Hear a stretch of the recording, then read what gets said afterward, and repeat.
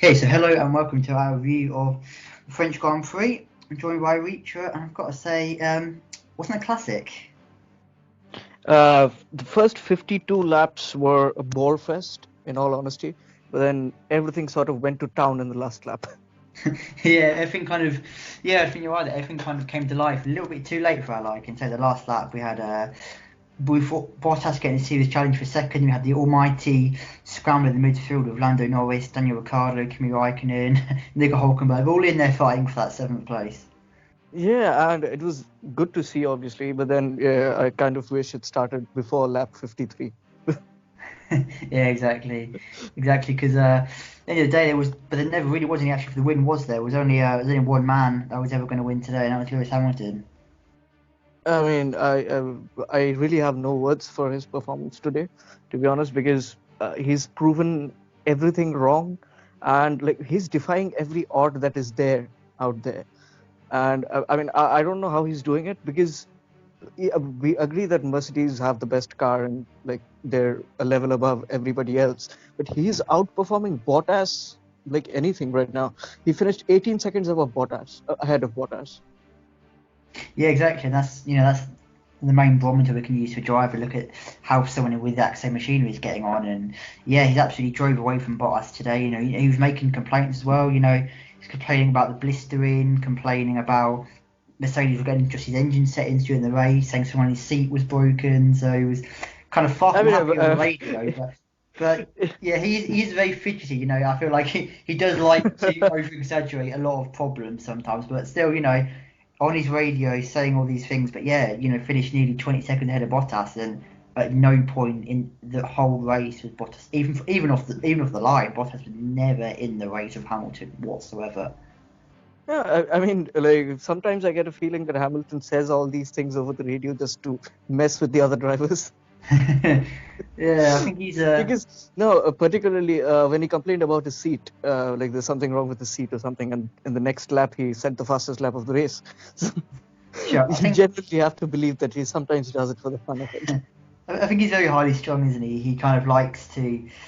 He gets quite panicky sometimes in the cockpit. Like he likes to think he wants everything to go like his way. He wants everything to be decided by him. I think he gets a bit panicky sometimes about tires and like the whole Monaco thing. He kept going on the radio, but realistically, there was no option to come in, and he even said that himself after the race. So yeah, I don't know. He likes to make a lot out of problems in the car. I think he just gets panicked that his own good work isn't gonna bring him the win that he deserves. Yeah, and that is one of the reasons why a few people don't like him because of the over exaggeration of some of the things. Yeah, it's a bit harsh, isn't it? I think a lot more Yeah, people no, don't it's like him obviously because he's harsh because successful. yeah, a driver of his level, I don't think deserves any haters. But then, yeah, he has some around, probably because of his dominance. Yeah, it's just jealousy, isn't it? Anybody doing well always attracts haters Yeah. in So life yeah, and Formula One. yeah, especially yeah. The man who pushed Valtteri Bottas to the line, Charles Leclerc. Did you believe that? I mean, watching the race, I kind of felt like uh, Leclerc's push towards Bottas was kind of like Max pushed Lewis in Australia. Yeah, it was one of those ones where I don't think on true kind of race pace Ferrari were really there, but obviously I think Leclerc managed to make best use of the virtual safety car. He managed to get away quickly afterwards because it is the idea is to kind of keep the cars in the same position, but obviously when it's ending, it's very crucial time. And I think Valtteri Yeah. Bottas had a slow getaway, and you Mhm. can actually make up a lot of time. Bottas had a bit of a slow getaway. Charles was right on it, so yeah, Charles managed to close up, and there was like going down to the final straight, I think like just towards turn 8. It had a slight look, a bit too far back, and yeah, that was it. Bottas kind of switched back on and kind of cruised home in the end. But it was good, Yeah. good race for Charles nonetheless.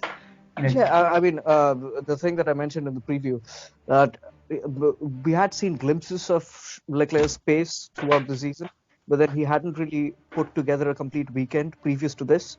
And I'm really happy for him that he has finally put together a good weekend and got a podium out of it. Yeah, well, I think one of the reasons for that is that Sebastian wasn't in his race today.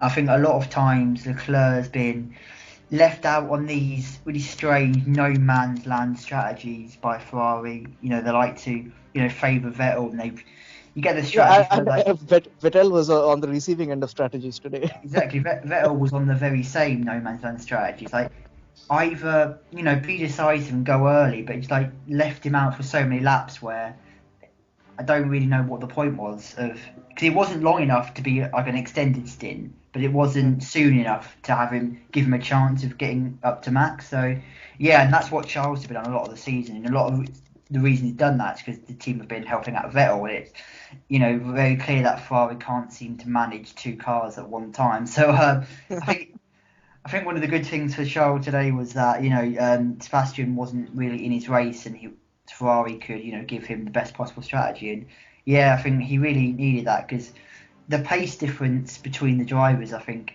isn't as big as the standings would make you believe. Yeah. I mean, Leclerc is sort of on lesser points than what he has deserved so far this season. Yeah, I mean, there's obviously 10 easy points that he should have got. So he should be on 97 if the car had worked properly. But yeah, then you've still got like another 20 points to then Vettel. So yeah, Charles has been doing kind of all he can really with what Ferrari are giving him. Yeah, and so that brings us to the man who came fourth, and a man who I can see no faults in right now, Max Verstappen. Yeah, he's kind of a lot of times in race weekends, kind of like fourth is all he really can do to one. It's like a lot of times where the car genuinely is that quick, and Max is doing the best he can. And there's another race where Max is just maximising performance, and if he's going to get on the podium, he has to hope for problems elsewhere. And yeah, exactly drove a great race today. Kept the pressure on Charles, made sure Sebastian didn't ever really get a sniff, and he didn't. So he decided to make the extra pit stop to get the fastest lap, which he just about did ahead of Hamilton. But yeah, so again, absolutely solid race for Max. Not really a lot to say because he wasn't in a lot of battles, but again, did everything he had to. Yeah, lonely race, but great race. Exactly. So yeah, do you have anything particular to say about Vettel's weekend, or like just how it fell apart? Where did it fall apart? I mean, he I lost think it. it's the qualifying. Yeah, his entire race was decided on Saturday. To qualify, making that mistake in qualifying on the first run in Q3, and then to just not get a great run on the board in the second run, put him down in seventh. And when you start from seventh position, realistically, like he was only ever going to be able to catch up to the likes of Verstappen and Leclerc and kind of chase them down, but. He took a long time to get past the McLarens, but they really held him up, and that's the problem starting down the field. He got past the McLarens within about 4 or 5 laps. By that point, he was already more than 10 seconds behind Hamilton because the field spread. Yeah, he was It's just like so big. when he overtook the McLarens. By the time he got by, I think he was around 7 to 8 seconds behind Max. Yeah, exactly, and that's what traffic, especially of the line, absolutely kills you. And that's the thing. Once he started so low, realistically, you knew he was in a race for fifth. And Ferrari were making noises about we feel like we can get on the podium with Sebastian, but yeah, proved to be a bit out of their reach. Yeah. So from Max Verstappen, we go to his teammate, who I am not really sure what he's doing. Yeah, well, Pierre Gasly, his home race, and like we expected a lot from him coming into this weekend, especially being his home race and how the race last year went. And he finished 11th on the road, and then due to penalties, he will get a point. But then I think this has to be probably the most undeserved 1 point that I've seen being given to a driver. Yeah, well, you've just taken words absolutely out of my mouth. That was what I was about to say. One of the most undeserved points I think I've ever seen. Obviously, we'll get into the whole Daniel Ricciardo incident later, but on the road, two McLarens, one of them limped over the line, two Renaults, and an Alfa Romeo both outpaced Gasly and didn't have any problems with him at all during the race. I think another terrible performance from Gasly. Really, really poor weekend. And talking to you during the race, one of the things we were saying was, right at the end, you had Lando Norris with his hydraulic problem, really creating a train behind him. And then when Ricardo makes the move, all hell breaks loose. Lando's off the track, Ricardo's off the track, Kimi and Nico are coming through. Where's Gasly? Like, Gasly wasn't on the back of... Lando Norris created a train because he was driving so slowly because the car was so difficult to handle. So he created like a 4-car train behind him, but Pierre Gasly was nowhere to be seen behind that train. I do not understand that. He's in a Red Bull with midfield cars and he can't catch a slow-moving train. I just did not understand what he was doing this weekend and for a lot of the season. I really wanted to mention this, that Kimi and Nico Hülkenberg were scrapping for a long time, and as soon as they got near the Norris train, I think they slowed down pretty much like a lot, and Gasly wasn't closing in on them. He was nowhere to be seen. I don't even know where he was on the racetrack. I didn't see him around. No, I don't think I saw him most of the race. A completely anonymous race because there was no reason to show him because he was in no battles. Cars were coming in and out of the pits comfortably ahead of him.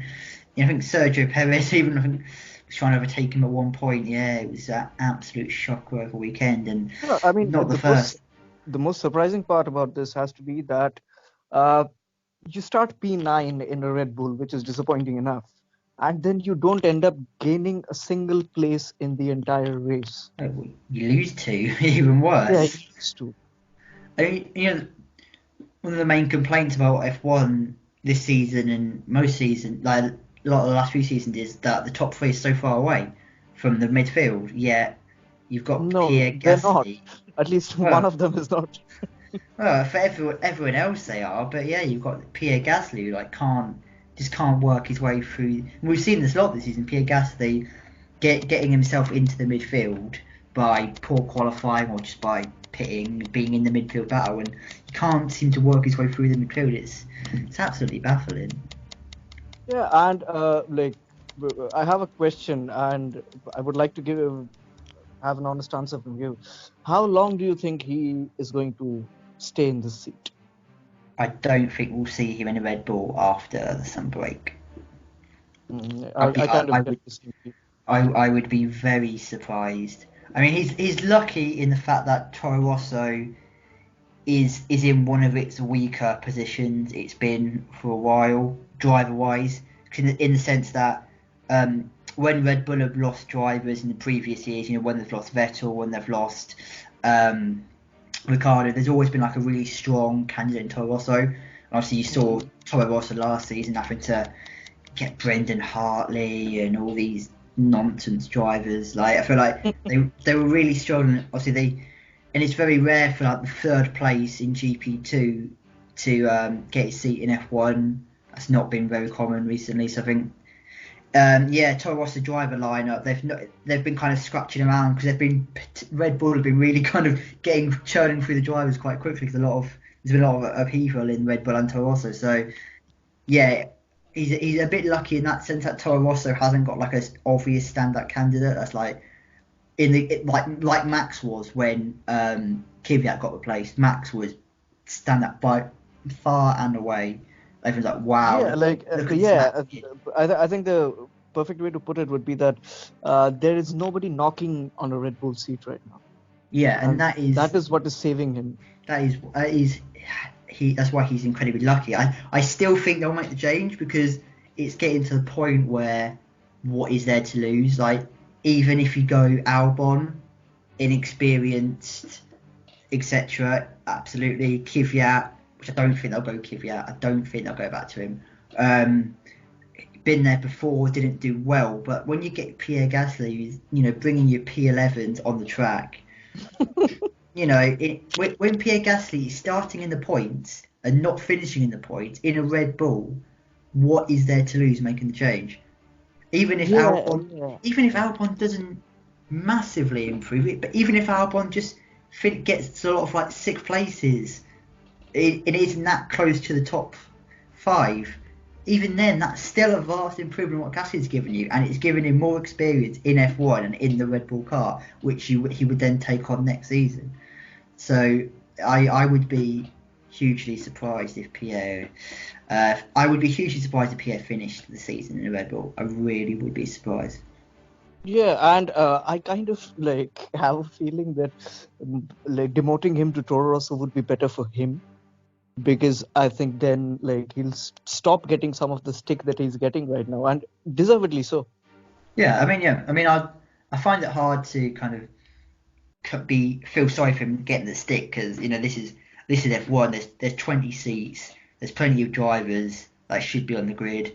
Plenty of drivers that have the ability to be on the grid and can't get on the grid just because of 20 seats. And when you see someone who's such a lame duck in a team, it is hard to feel sorry for them. There's somebody. And But, no, I mean, I think also because coming into the season, we expected Gasly to do so much, because he promised a lot last year in the Toro Rosso. he really had some very, very, very good races. He got fourth from Bahrain. And that wasn't his only good race. There's lots of solid early he had a season sixth place in Hungary. Sixth place in Hungary, yeah. Exactly. So there's no reason not to think that Pierre was just next on the line, off the production line of this Red Bull Academy. But yeah, it's running a little bit dry at the minute. Yeah, so I mean, that was really frustrating to talk about, to be honest. So that brings us to the man who finished best of the rest, and the man who I predicted to be my one to watch out in the midfield, Carlos Sainz in P6. Yeah, he finished just ahead of my man, who's the man to watch, was Kimi Räikkönen. So we both did quite well there, I've got to say. Yeah. Carlos Sainz had a very good race. Obviously got Norris off the line, and then finished exactly the best place he could do from that on. I mean, the most exciting part for me was when he challenged Max off the line. He was on Max's back for a long time.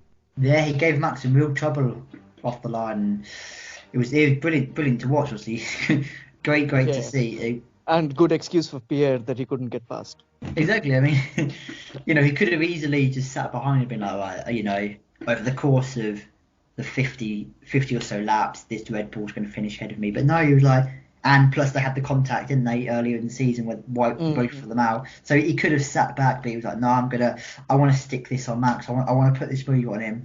No matter how long it's going to last, I want to put this move on my ex-teammate. And yeah, it was great to watch. Yeah, and I mean, I genuinely feel happy for McLaren for the weekend that they've put in. Yeah, it was a really, really, really great weekend. That qualifying absolutely out of nowhere.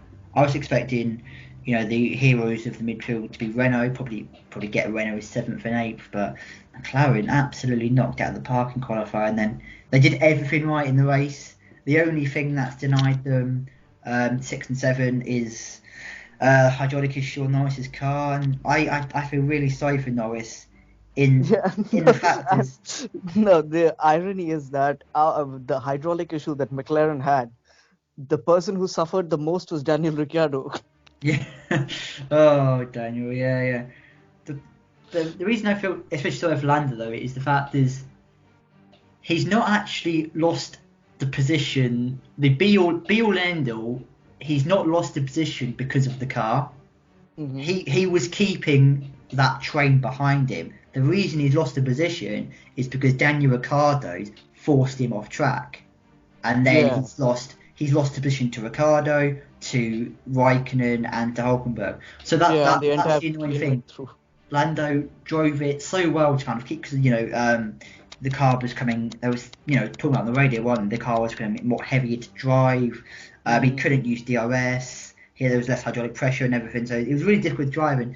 At the end of the day, Ricciardo, if he got him on like race pace and got him down the straight, that was like the last position on the track he realistically could have got by. So he would have dropped down maybe one place, but Ricciardo's forced him off the track and he's lost 2 extra places, which he didn't have to lose. So yeah, that's why I feel sorry for Lando. Yeah, no, I mean, speaking about Daniel Ricciardo, he had 4 points in the bag. He wanted 6 points and then ended up with none.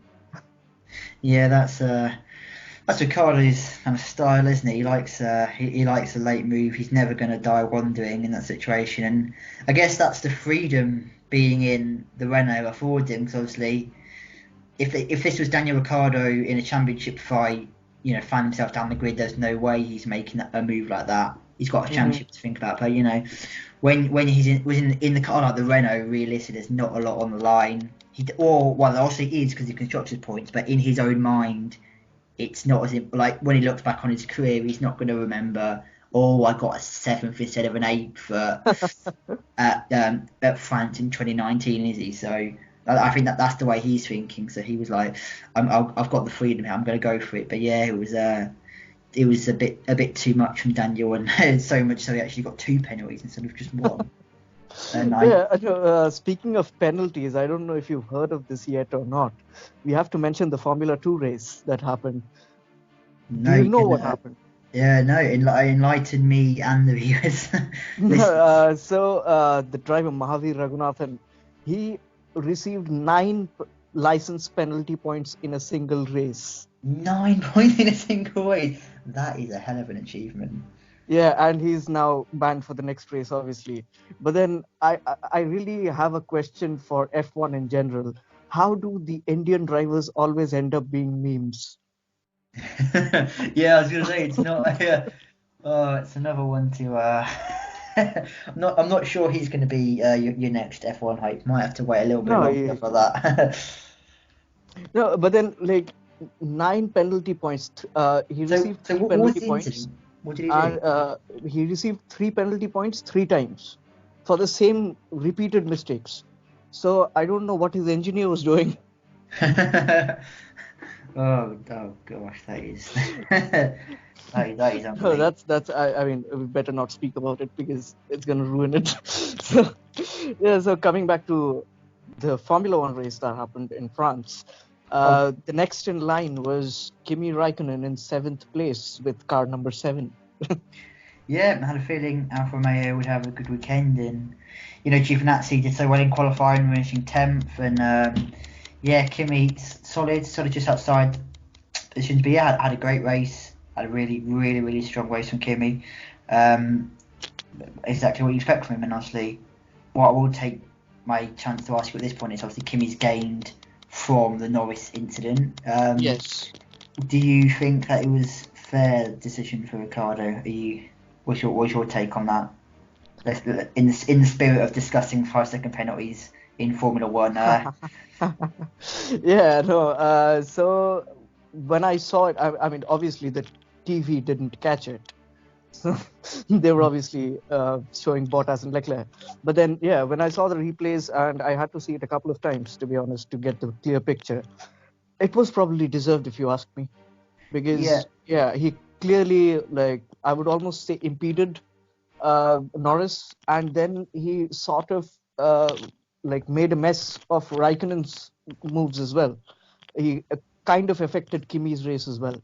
So I think yes, it was deserved.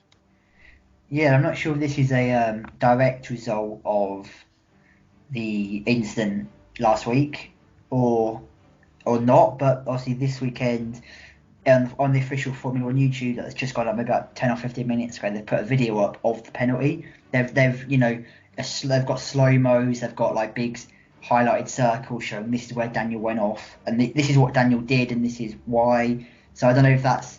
I hope that's here to stay because I think that's a really great feature and be able to watch that and kind of.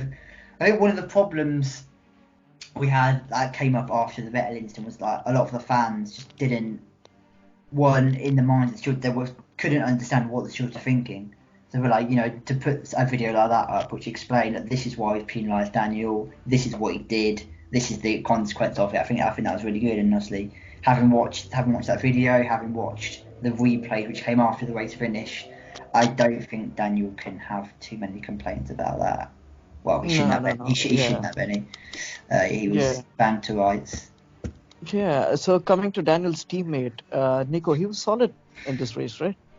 Yeah, so the race obviously had a bit disappointing qualifying. Obviously, botched his final lap, so missed out on Q3. I think he started down in 13th. So yeah, a solid, good drive through the field. Obviously, Renault's race pace was. I think Renault's race pace was better than their qualifying pace. They definitely made a step forward from Saturday because they were the team coming into France with a lot of the hopes resting on their shoulders, especially home race as well. So yeah, it was good to see from Renault obviously The McLaren Yeah, was such a so good qualifying. It was hard to catch up. yeah, no, and it's really heartening to see the battle between Renault and McLaren in the midfield. Yeah, I think as the season goes on, obviously the midfield battle is going to stay close, but I think that McLaren and Renault are going to eke away from the rest. And as we get into the final round of the season, a little bit of a gap will open up, and, the ultimate battle for fourth place will end up with Renault and McLaren. That's what I think. Yeah, yeah. Even I have the kind of same feeling about it. Anyway, so that those were your point scorers. So moving on to the people who finished the race but did not score any points. Obviously, Daniel Ricciardo in 11th place, unfortunate. But then Sergio Perez in 12th and Lance Stroll in 13th. Disappointing weekend again for Racing Point. They're just not like the football team which is excellent in the final third, but then doesn't have the final pass. Yeah, yeah. Yeah, I think it's a racing point. So they got affected a bit, didn't they? Because they had the Sergio Perez penalty, so that kind of that set him back a lot, and that kind of messed with their strategy. Honestly, Lance Stroll, the strange thing about him is he actually had a good race. He had a very very strong race. He went really really long on his Yeah, first he set of was. tyres. I had the shock of my life when I saw that Lance Stroll was sixth. Yeah, exactly. I mean, he got there just by staying out rather than overtaking, but nonetheless, he was up there, and Yeah, he was trying to pull the same move he did in Canada, which is something the Racing Point, even in their Force India days, is what they were absolutely renowned for. For as long as I've been watching F1, Force India have been known for the going long, going much longer than everyone else, and making up positions hmm that way. And it worked again for Lance, but obviously Lance's problem. Lance is always out in Q1, dear me, not Q3. Lance is always out. Lance is so often out in Q1 that this tactic that he was pulling, he has been pulling, he's been pulling it by starting in 18th place. When you think about it, like if he just, if he's putting this same move starting, 12th, 13th, start getting into Q2, the position where Perez is qualifying, he's pulling like the same strategy. It's going to be a lot more effective. So that was Lance's problem. Great race, but again, he ruined his race. Ended on Saturday. yeah, yeah. And I mean, I think you summed it up perfectly.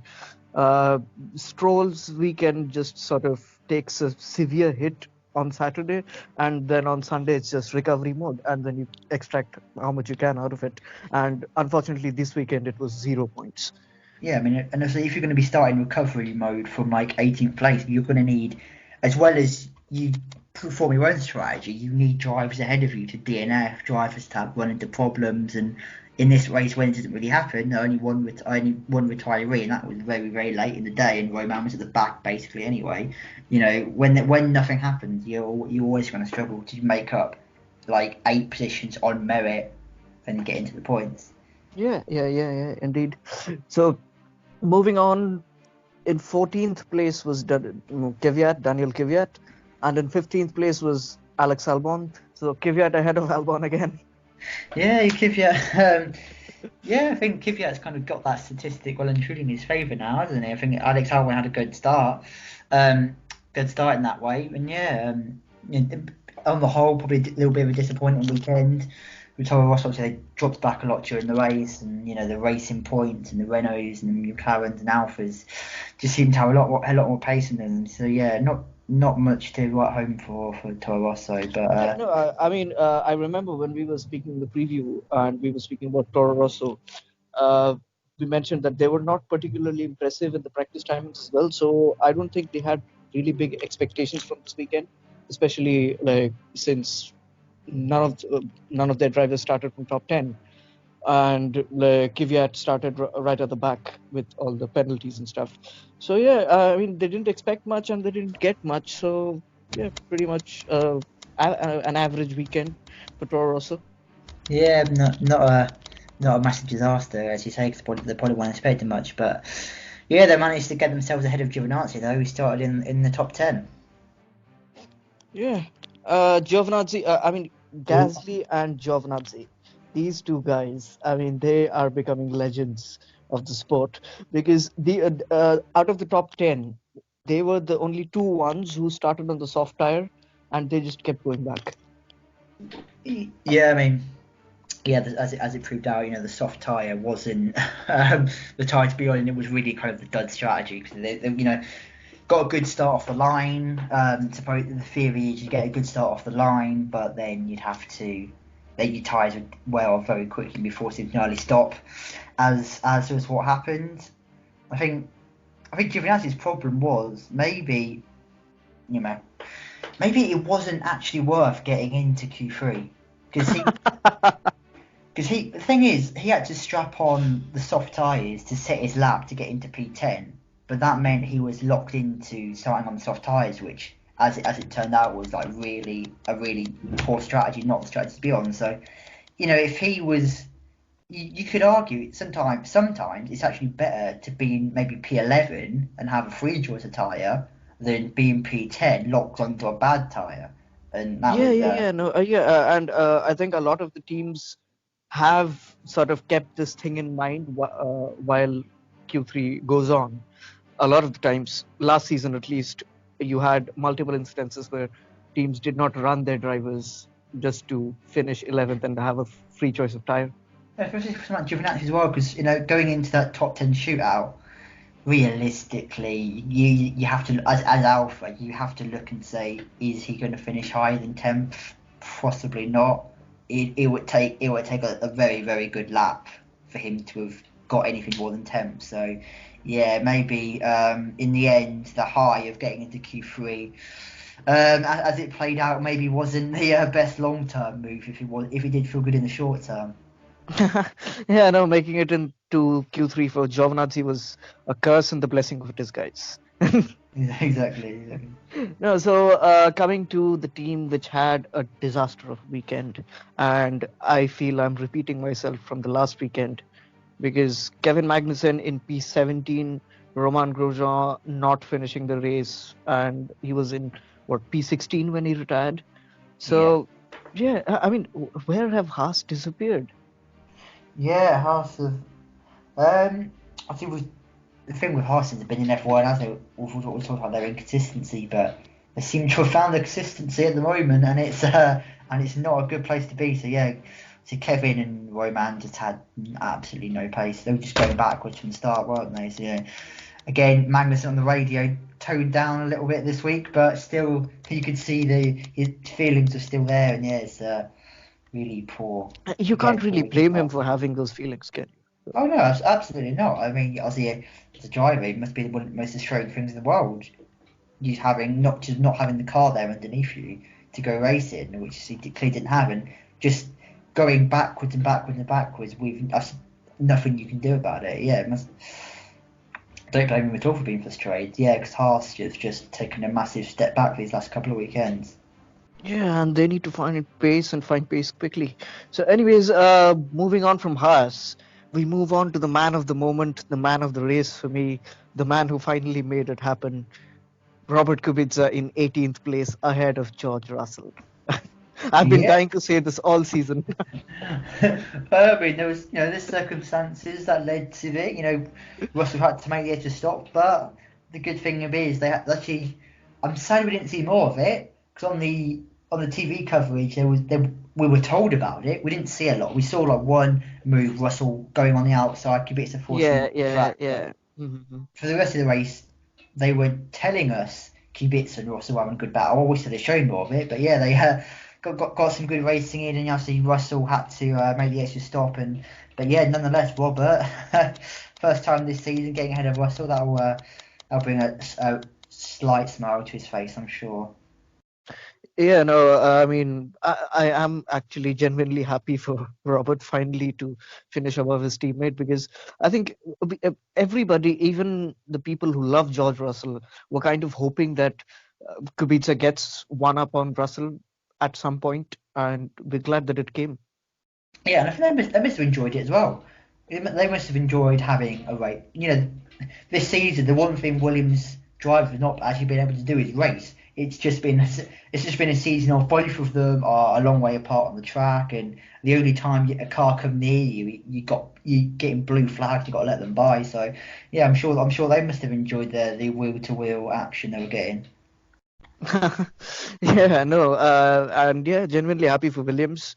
even though there's no real progress, is there? Um, not essentially, but at the end of the day, they're so far behind in the course of weekend to weekend. Like, how do you go about making up like over a second gap, even to the likes of Haas and that? So it's Williams on a long road, and it's probably not Yeah, fair and of us to with eight, criticise them every weekend for saying yeah. they're not getting closer. Because like, what can they do? Mm-hmm. No, with 8 races into the season, and they haven't had a single DNF. That's true. That's true. The reliability is there. Maybe it's because the car's not going fast enough to actually put any stress on either parts. But yeah, no. That is a valid point to make. Is a good. It's at least something going right for Williams. But obviously, we're now in the second third of the season, and I feel like we're getting to the point. We're moving closer to the point now where you start to think about next year's car. And honestly, Hmm. I feel like this in not very long time they're just going to scrap this, aren't they? And just put all their resources onto next year's car because at the end of the day, are they going to go backwards from 19th and 20th? No, they're not. So I don't think there's much more development life left in this car. They're just going to. I'm sure that's what they're going to do. They're just going to bin this car and let's start building 2020's car as early as possible. Yeah, kind of, and I kind of hope they do that in a way because I don't really see a chance for Williams this season. No. And yeah, they can get a point or two somewhere down the line, but you don't really expect them to challenge for ninth or anything. No, actually, we said this many times, but yeah, if they're gonna get a point, they need a ridiculous race, an absolutely crazy race. Which would be great because it'd be great to see a race like that. But yeah, so they're gonna have to hope that there's something ridiculous happens. Yeah, no, I mean, I think you're right on that. And on that note, we end today's podcast, and we will be back in a few days previewing Austria, Spielberg. Are you excited for Spielberg? Because I'm really looking forward to it. I'm really looking forward to it as well. See, I'm looking forward to Red Bull. I've got to say, Red Bull, home race, they do often go well down there, and obviously they're getting their upgrades coming now. So I feel like we could really get a challenge for and it's a shorter lap as well. So it's got all the ingredients. I feel like we could get a really good race at Austria, which will go into Yeah, more. so We'll go into more in a few days. So I'll save that. yeah, no, we will be discussing more about Austria in a few days. So we will be seeing you again in a few days' time. That's all from us.